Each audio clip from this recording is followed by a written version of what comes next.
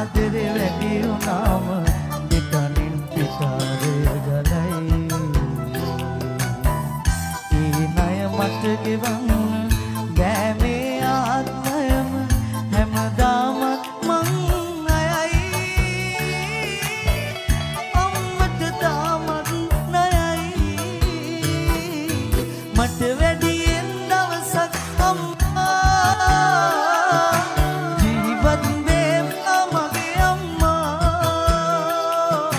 මට වැඩියෙන් දවසක් අම්මා ජීවත් වෙන්න මගේ අම්මා.